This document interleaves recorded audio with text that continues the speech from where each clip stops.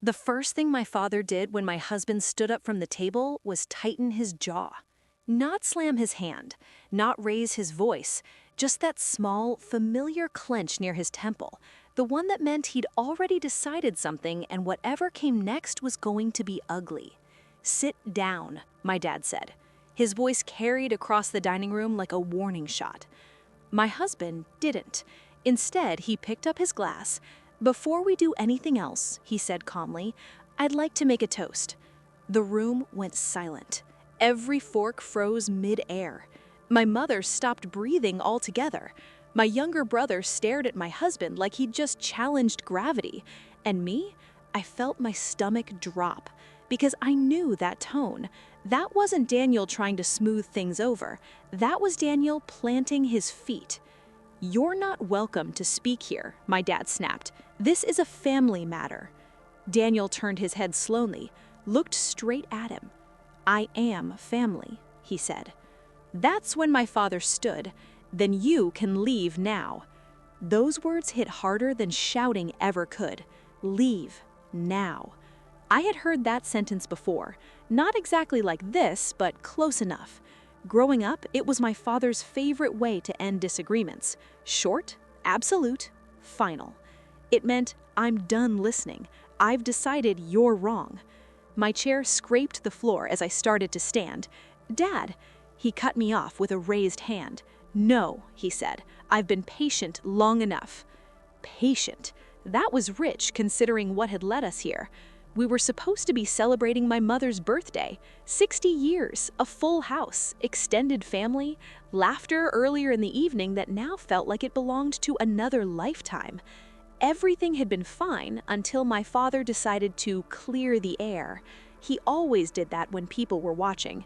"It's time someone said this out loud," he'd announced 10 minutes earlier, glass raised, voice heavy with self-importance. "You married a man who doesn't know his place," my father continued, eyes locked on Daniel. "And now you expect us to pretend that doesn't matter." Daniel squeezed my hand under the table. Once. Steady. I should have known then. I should have known he wasn't going to let this go the way my father expected. My dad looked around the room, as if waiting for agreement, for backup. My uncle shifted uncomfortably. My aunt stared at her plate. My mother said nothing. Silence had always been my father's greatest ally. "That's enough," Daniel said quietly. Every head snapped toward him. Dad laughed once, short and sharp. "You don't get to decide what's enough in my house." Daniel stood. And now here we were. "Leave now," my father repeated, "before this gets worse." Daniel lifted his glass slightly. "Let me make a toast first." My father's face went red. "You think this is funny?" "No," Daniel said. "I think it's overdue." I could feel my heart pounding in my ears. Part of me wanted to beg him to stop, to just sit down, to let us leave quietly and deal with the fallout later. But another part of me, one I'd buried for years, wanted to hear every word. Because for the first time in my life, someone was standing up for my father for me. Daniel cleared his throat. "To family," he began. My dad scoffed loudly. "The kind that supports you publicly," Daniel continued, "but undermines you privately." My mother flinched. Daniel turned slightly, his gaze sweeping the room. "The kind that confuses control with care and obedience with respect." "Enough," my father barked. "Get out." Daniel didn't look at him. "I want to thank you," he said instead, his voice steady, "for making tonight very clear." Clear. That word hung heavy in the air. "For years," Daniel went on, "my wife has bent herself into smaller and smaller shapes to fit into this family. She learned early that love here comes with conditions." My father slammed his palm on the table. "You don't know anything about this family." Daniel finally looked at him. "I know exactly what kind of family this is," he said. "I've watched you interrupt her, correct her, dismiss her. I've watched her apologize for things she didn't do just to keep the peace." I felt tears sting my eyes. No one had ever said it out loud before. "Tonight," Daniel continued, "you told her to choose her marriage or your approval." My father opened his mouth. Daniel raised his glass higher. "She chose." My dad's voice rose. "You don't get to rewrite what happened here." "No," Daniel said. "I get to finish it."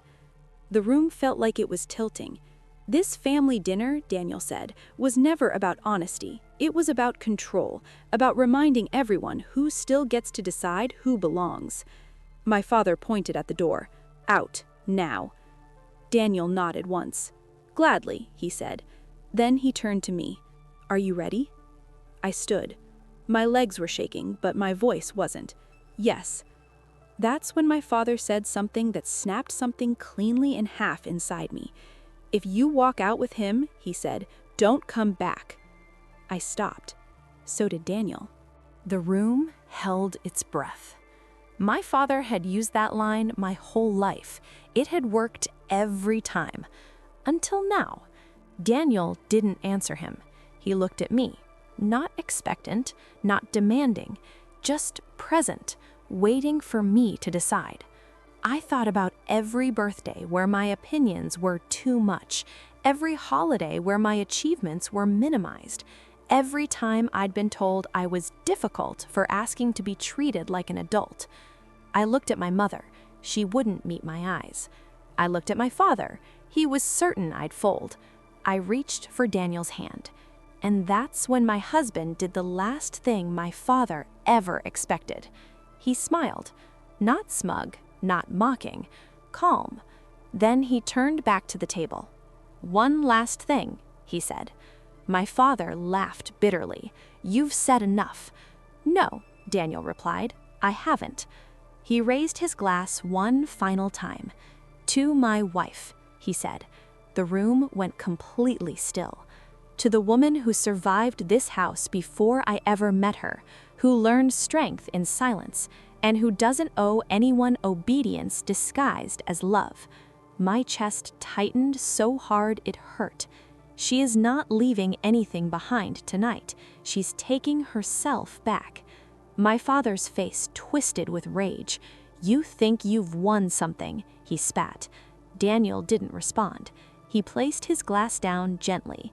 And then, my father said the one sentence that changed everything. "You'll regret this." Daniel met his eyes. "No," he said, "you will." We walked out together. The door closed behind us with a sound that echoed louder than any shouting ever had. Outside, the night air hit my face like freedom. I didn't know what tomorrow would look like. I didn't know how deep my father's anger would go. But I knew one thing for certain. That toast, it wasn't the end. It was the beginning.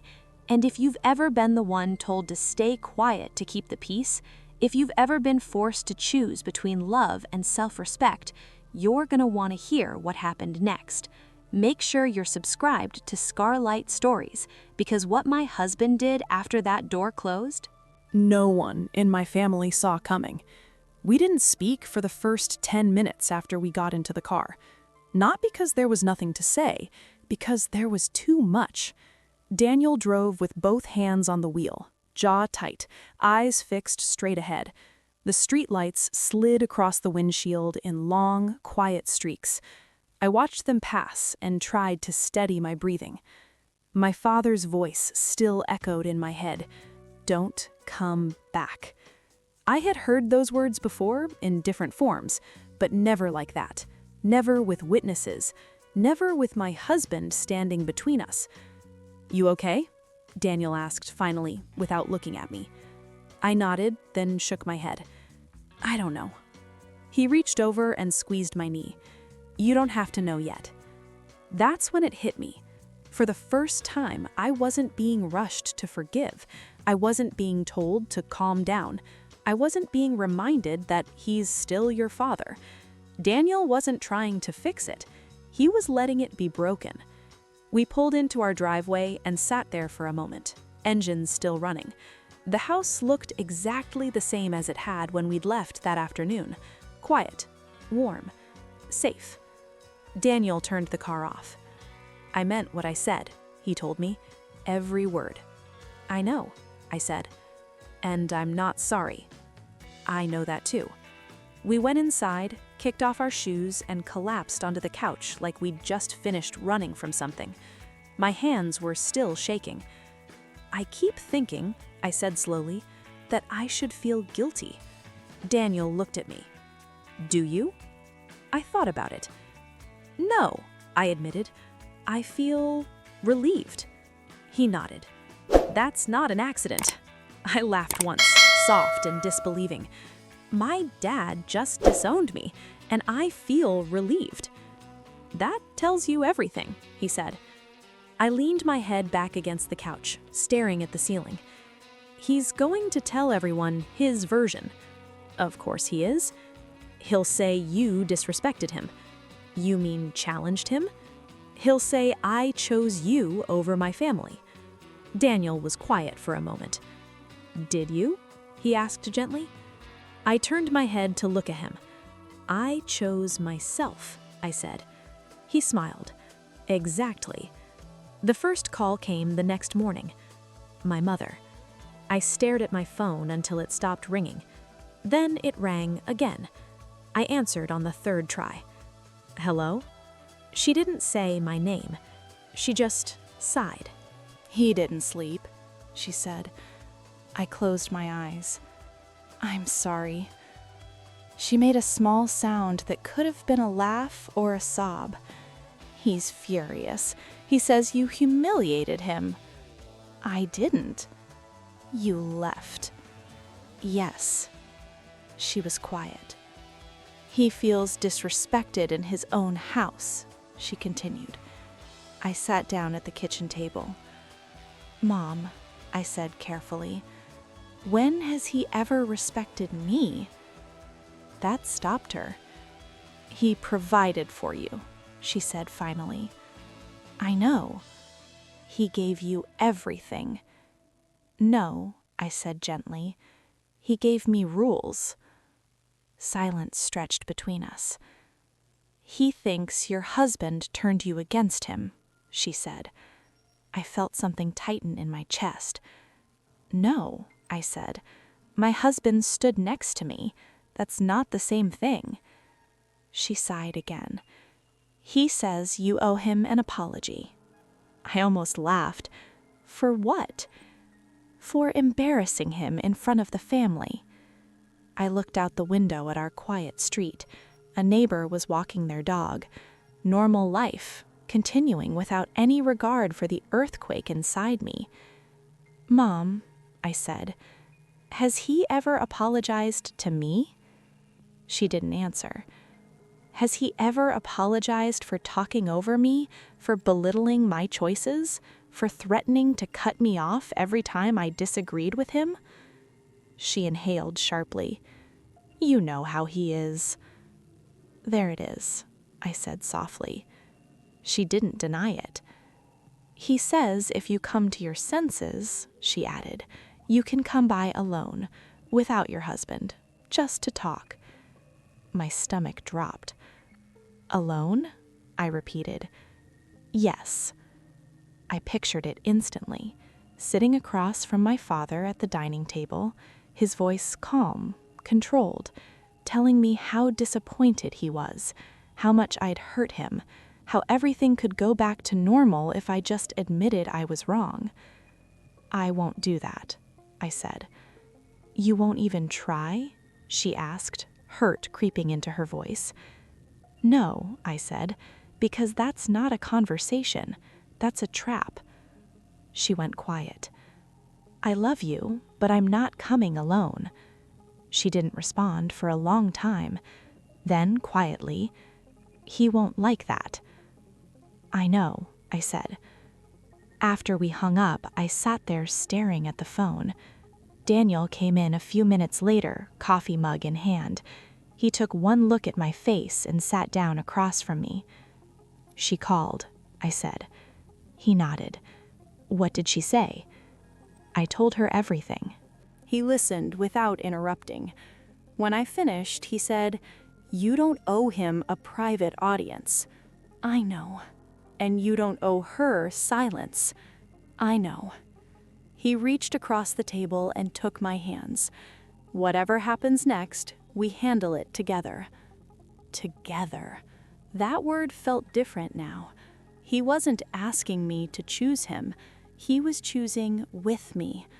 The texts started after that. From my brother, "You didn't have to blow it up like that." From my aunt, "Your father was hurt." From a cousin, "Families fight, you'll regret this." Every message carried the same theme. Not what he said, not how he treated you, just why didn't you take it quietly? Daniel watched me read them, one by one. "You don't have to respond," he said. "I know," I replied. But I did respond to one. My brother. "You embarrassed Dad," he wrote. "You made things worse." I stared at the message for a long time before typing back. "He told me to leave. I did." The dots appeared, then disappeared. No reply. That afternoon, my father left a voicemail. I didn't listen to it right away. When I finally did, his voice was colder than I'd ever heard it. "You think you've won something," he said. "You think this little performance makes you an adult." My jaw clenched. "You've always been ungrateful, and now you've chosen a man who doesn't know his place over the family that raised you." He paused. "When this marriage fails, don't come crying back." The message ended. I sat there, phone in my hand, feeling strangely steady. Daniel watched me. "What did he say?" I told him. He shook his head. "He's losing control." That night, we didn't talk about my family anymore. We cooked dinner, watched something mindless, laughed at a joke that shouldn't have been funny, but was. Life kept going, but I could feel something shifting under the surface. The next escalation came 3 days later. My mother showed up unannounced. I saw her car through the window and felt my heart jump into my throat. Daniel looked at me. "Do you want me here?" "Yes," I said immediately. He stayed. When I opened the door, my mother's eyes filled instantly. "I didn't know where else to go," she said. I stepped aside and let her in. She looked around the living room like she was seeing it for the first time. The framed photos, the throw blanket she'd once commented was a bit casual. She sat on the couch and pressed her hands together. "He says you've abandoned him," she said. I sat across from her. Daniel stayed close. "I left when he told me to," I replied. "He didn't mean it like that." "I think he did." She shook her head. "He's never been challenged like that before, especially not by someone outside the family." Daniel stiffened slightly, but said nothing. "You humiliated him," she repeated softly. I leaned forward. "Mom," I said, "did you hear what he said to me?" She hesitated. "I heard enough." "Did you hear him tell me to leave?" "Yes." "Did you hear him threaten to cut me off?" She nodded. "Then why is it my responsibility to protect his pride?" Her eyes filled with tears. "He's your father, and I'm his daughter," I said, or I was until I stopped obeying. She covered her face with her hands. "I don't know how to fix this," she whispered. I softened then, just a little. "You don't have to," I said. "You're not the one who broke it." She looked up at me. "He says if you apologize." "No," I said gently, "I won't." Her shoulders sagged. "I don't recognize you," she said. I swallowed. "I'm still me," I replied. "I'm just not quiet anymore." She left an hour later, drained and conflicted. As her car pulled away, Daniel wrapped his arms around me from behind. "You did great," he said. "I feel like everything's unraveling," I admitted. "No," he said softly, "you're just seeing it clearly for the first time." That night, lying in bed, I realized something else. My father hadn't just lost control of the dinner, he had lost control of me. And men like him don't forgive that easily. I didn't know yet what he would do next, but I knew one thing.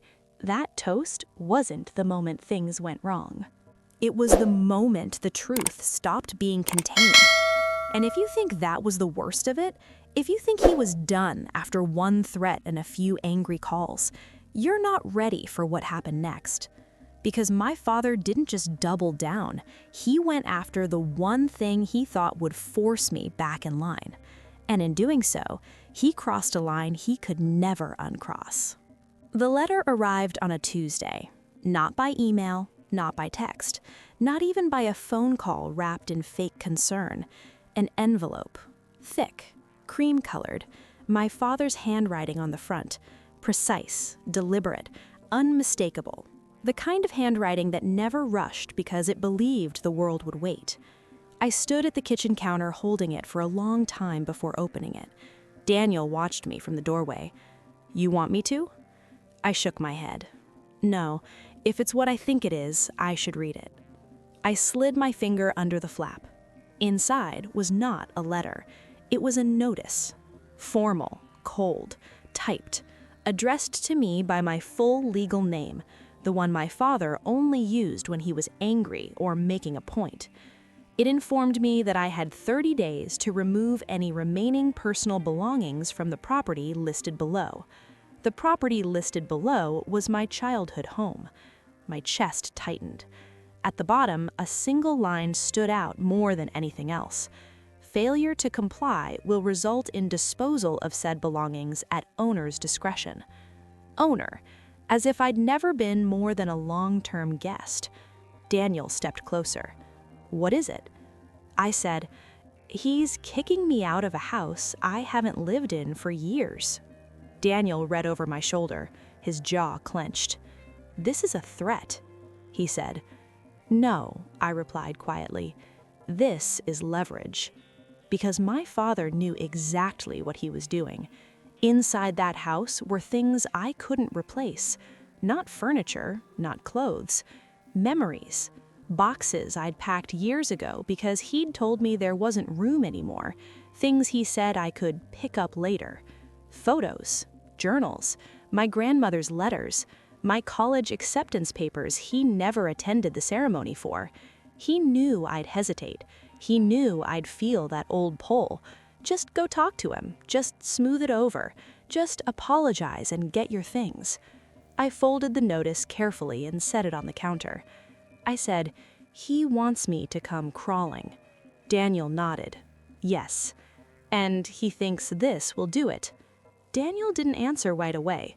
Then, "What do you want to do?" That question, it still startled me sometimes. "I want my things," I said, "but I'm not begging." "Then we don't beg," Daniel said. The next call came from my brother. "You got the notice," he said. No greeting. "Yes." "You could have avoided this," he added. "You pushed him too far." I closed my eyes. "He told me to leave." That was heat of the moment stuff. "This is paperwork," I replied. "That's not heat, that's intent." He sighed. "He's serious." So am I. "Just apologize," he said. "Say what he wants to hear, get your things, then do whatever you want." I felt something flare in my chest. "That's what you do," I said. Silence. "I'm not doing that anymore," I continued, "and I'm not asking you to understand." "You're tearing the family apart," he snapped. "No," I said calmly. "I stopped holding it together by myself." He hung up. That night, Daniel and I sat at the dining table with the notice between us. "We could get a lawyer involved," he said, "at least to make sure he doesn't destroy anything." "He wants a reaction," I said. "If I escalate, he'll paint me as dramatic. If I comply quietly, he wins." Daniel leaned back, thoughtful. "What if we show up?" I looked at him. "Show up?" "Together," he said, "with witnesses." The idea landed slowly. "He won't like that," I said. Daniel smiled faintly. "That's the point." We didn't tell anyone except my mother. She cried when I told her. "He's going to be furious," she whispered. "I know. He won't listen." "I'm not going to talk," I said. I'm just there to collect my things. She hesitated. He'll feel disrespected. I met her eyes. That's not my responsibility anymore. She didn't argue. The following Saturday, we pulled into the driveway of my childhood home. It looked exactly the same. Same hedges, same white siding, same porch light that flickered when it rained. But it felt different, smaller, like a place I'd already outgrown. My father's car was in the driveway. Of course it was. Daniel squeezed my hand. Ready? No, I said, but I'm here. We didn't knock. We used the key my mother had quietly slipped me years ago, the one she'd told me to keep just in case. The door opened into silence, then footsteps. My father appeared in the hallway, his expression hardening instantly when he saw Daniel. "I told you to come alone," he said. "I told you I wouldn't," I replied. He looked at Daniel. "This doesn't concern you." "It does," Daniel said calmly. "She's my wife." My father scoffed. "You've made that very clear." I stepped forward. "I'm here to get my belongings." "You have 30 days," he said. "I'm here now," I replied. He laughed, sharp and humorless. "You think you can just walk in?" "I lived here," I said. "My things are here." "Not anymore," he snapped. My mother appeared behind him, her face pale. "She's allowed," she said quietly. My father turned on her. "Stay out of this." She flinched. Something in me snapped. Not loudly, not dramatically, just enough. "I'm not asking permission," I said. "I'm informing you." He stared at me like he didn't recognize me. "Go ahead," he said coldly. "Take whatever you think is yours." We moved past him. The house smelled the same. Lemon cleaner and something old. Every step echoed with memories I hadn't asked for. My father followed us, arms crossed, watching, like a guard. I went straight to the hall closet. It was empty. My boxes were gone. I felt the air leave my lungs. "Where are my things?" I asked. My father shrugged. "I cleaned." "You disposed of them?" I said. "I reorganized," he replied. "Anything important would have been in your room." I ran up the stairs. My room was stripped. Bare walls, empty shelves, no boxes, just a mattress pushed against one wall like an afterthought. My chest burned. I turned back to him slowly. "Where are they?" I asked again. He met my eyes. "I told you to come get them years ago." Daniel stepped forward. "You had no right." He smiled thinly. "It's my house." My mother covered her mouth. "You destroyed them," I whispered. "I threw away what didn't matter. You left it behind. That was your choice." Something inside me went very, very still. "You did this to punish me." He didn't deny it. "You want your things?" he said. "Apologize." Daniel's hand found mine. I felt his thumb press gently against my skin. Steady, grounding. I looked at my father. "No," I said. His face darkened. "Then we're done." "I think we've been done for a long time," I replied. He laughed. "You'll regret this." I shook my head. "You already did the worst thing you could," I said. "You proved I was right." We left without another word. In the car, my hands shook so badly, Daniel had to take the keys from me and drive. "They're gone," I said, staring out the window. "He destroyed them." Daniel said nothing.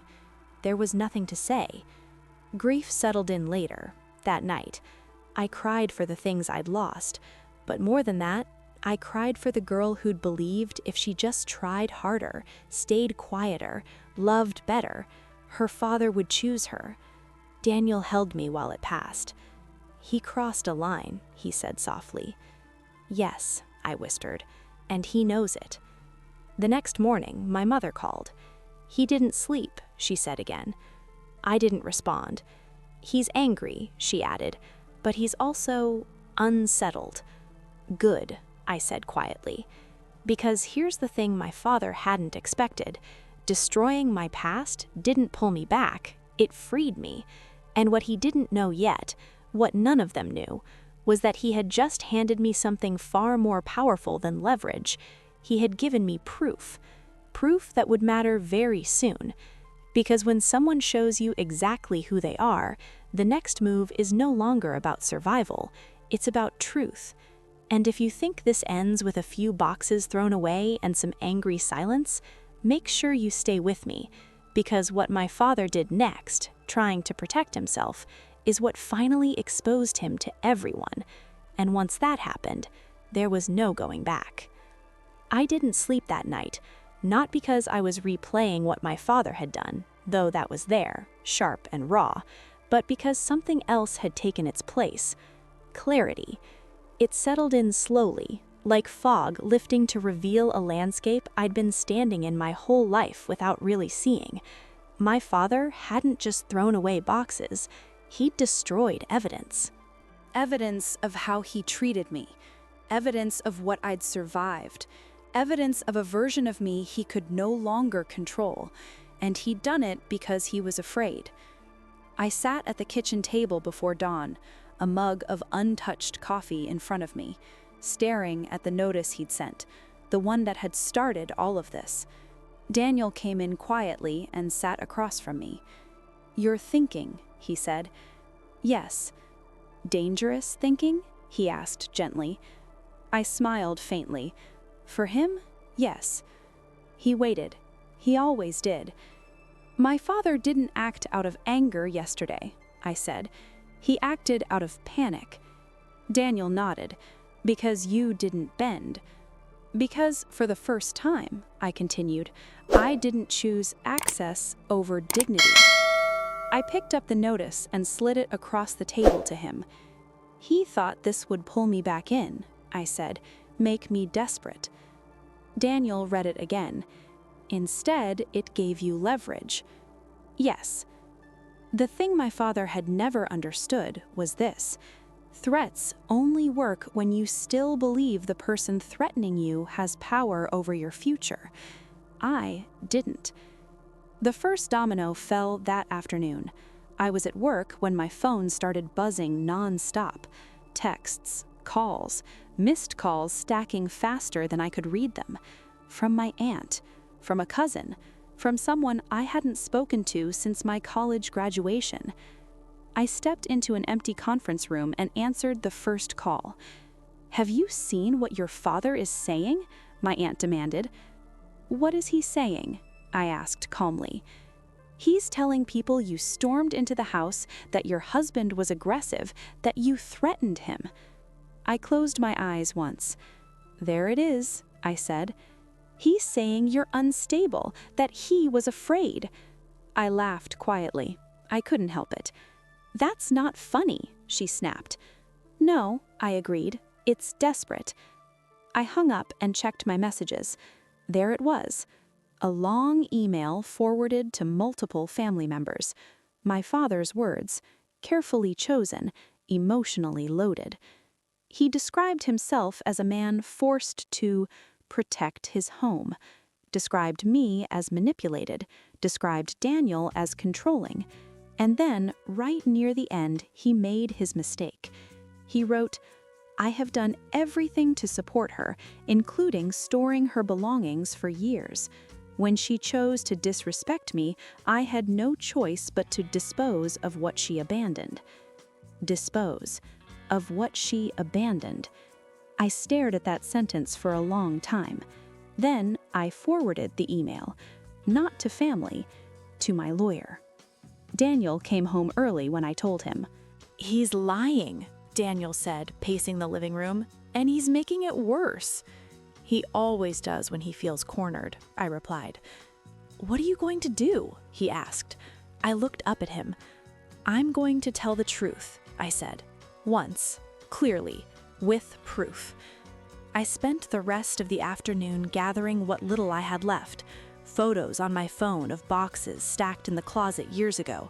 Text messages from my mother acknowledging she was keeping my things safe. Emails from my father telling me I could pick them up later. It wasn't everything, but it was enough. That evening, I sent one message to the family group chat my father had just used to control the narrative. I didn't argue. I didn't accuse. I didn't insult. I wrote, "I did not abandon my belongings. I was told they were being stored and could be collected later.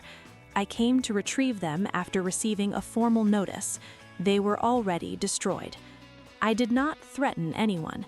I came with my husband to avoid confrontation. I am not responding further. Anyone who wants clarity can ask me directly." Then I muted the chat.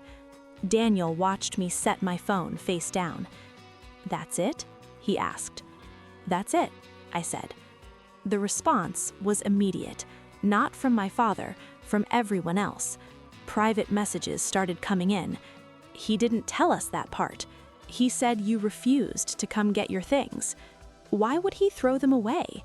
The questions piled up, not accusations, doubts. And doubt was something my father had never tolerated well. My mother called late that night. "He's furious," she said. "Of course he is. He says you're trying to turn the family against him." I sighed. I didn't turn anyone against him. I told the truth. "He's scared," she admitted quietly. That surprised me. "Scared of what?" I asked. She hesitated. "Of losing control." There it was. The next day, my father escalated again, this time publicly. He posted on social media a long post about betrayal, about children forgetting where they came from, about outsiders poisoning families. He didn't name me. He didn't have to. Comments flooded in. Some supportive, some cautious, some asking questions he didn't answer. And then something unexpected happened. Someone replied, not me, my cousin.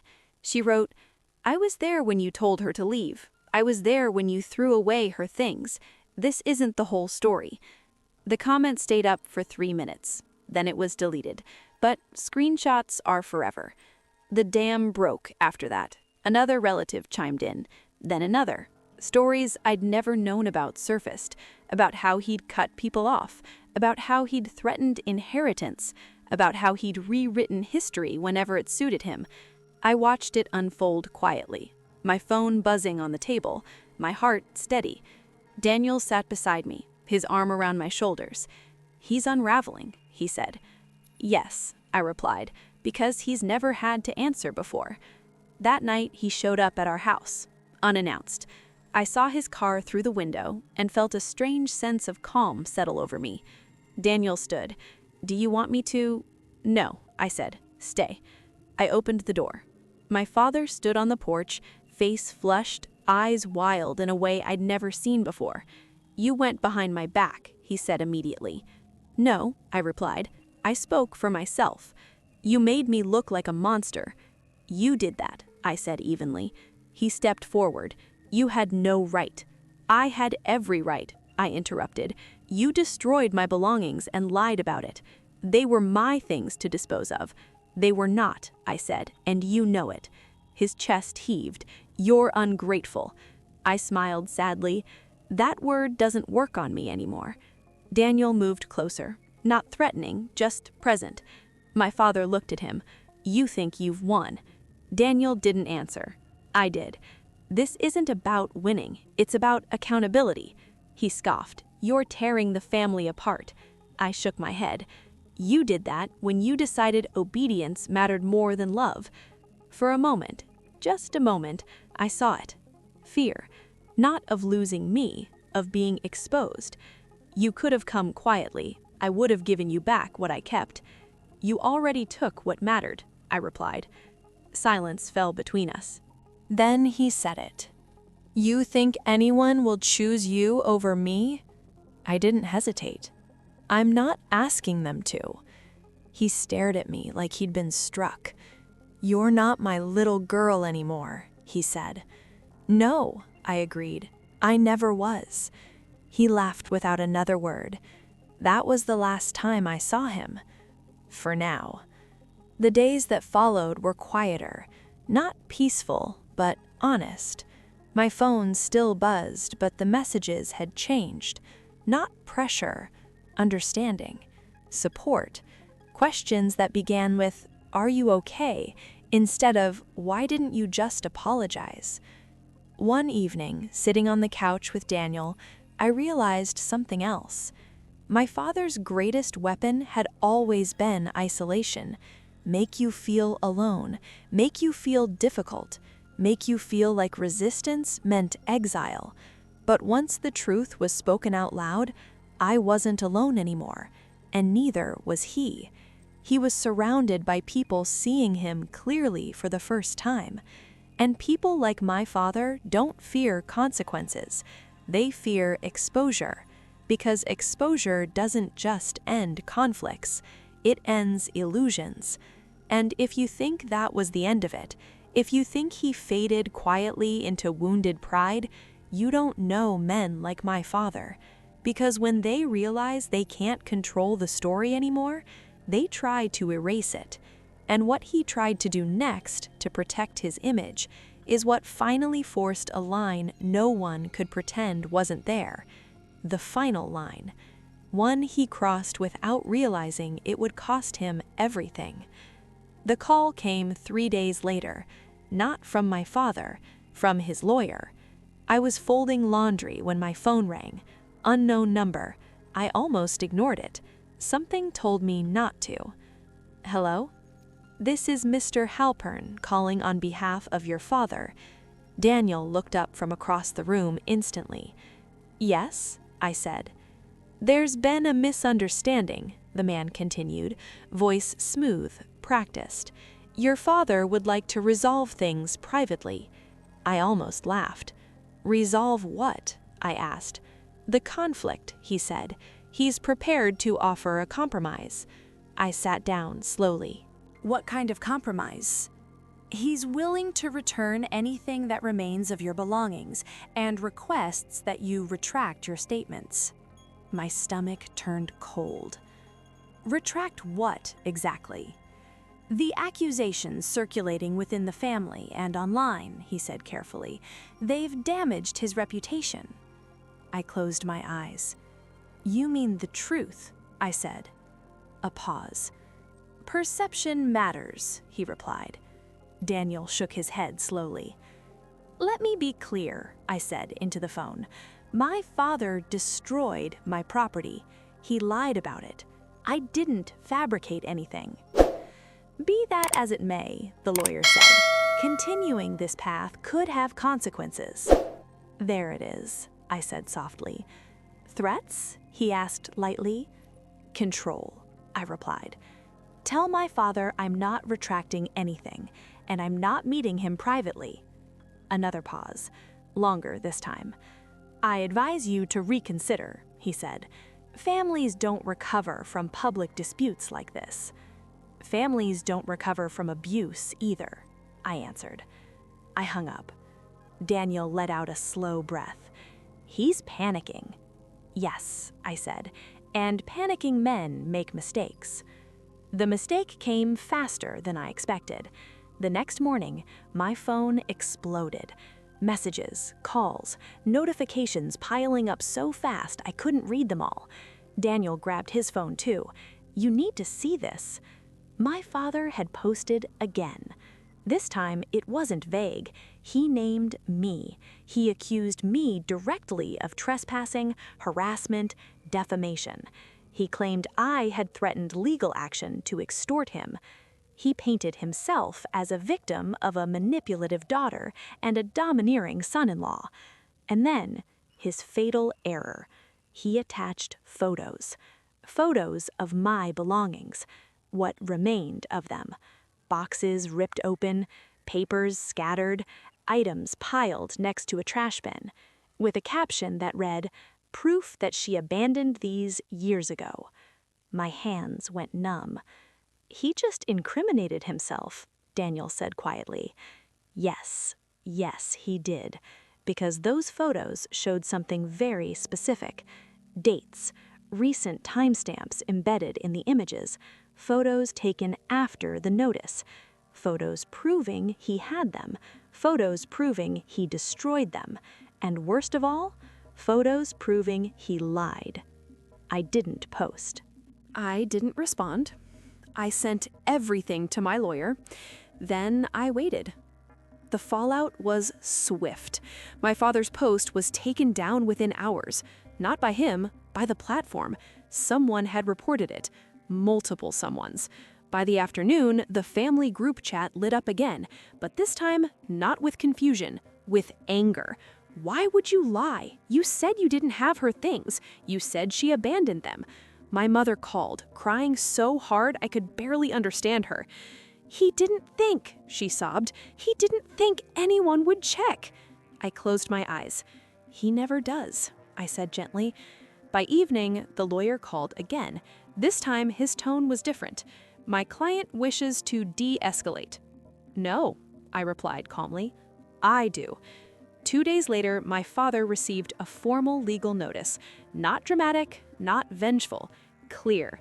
It outlined destruction of property, defamation, harassment, and it ended with one sentence that mattered more than all the rest. Further attempts to contact or discredit my client will result in immediate legal action. He never responded. Not publicly, not privately. Silence followed. Real silence this time. Weeks passed. The family settled into something new. Awkward, uneven, honest in ways it had never been before. Some relationships didn't survive. Others surprised me. My cousin came over one afternoon with coffee and said, "I always thought something was off. I just didn't know how to say it." My aunt apologized. Not perfectly, but sincerely. My mother stopped defending him. She didn't condemn him either. She just stopped making excuses. One evening, months later, Daniel and I sat on our porch watching the sun dip below the houses across the street. "You okay?" he asked. I nodded. I missed the idea of him, not who he actually was. Daniel squeezed my hand. "That's allowed." I thought about that toast again, the moment everything changed. My father had said, "Leave now," because he believed authority lived in volume. Daniel stood and asked to make a toast because he knew authority lives in truth. And I had walked out, not because I was brave, but because I was done pretending fear was respect. I didn't lose my family. I lost an illusion. And in exchange, I gained something far more solid. A marriage built on partnership. A voice I no longer quieted. A future no one could threaten me out of. The last message I ever received from my father came months later. One sentence. "You made your choice." I didn't respond, because for the first time in my life, he was right.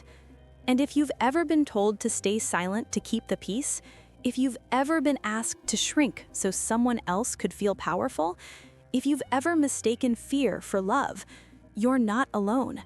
And if you want to hear more stories like this, stories about boundaries, truth, and the moment people stop obeying and start living, make sure you subscribe to Scarlight Stories. Because sometimes the most powerful thing you can do is stand up and let the toast speak for itself.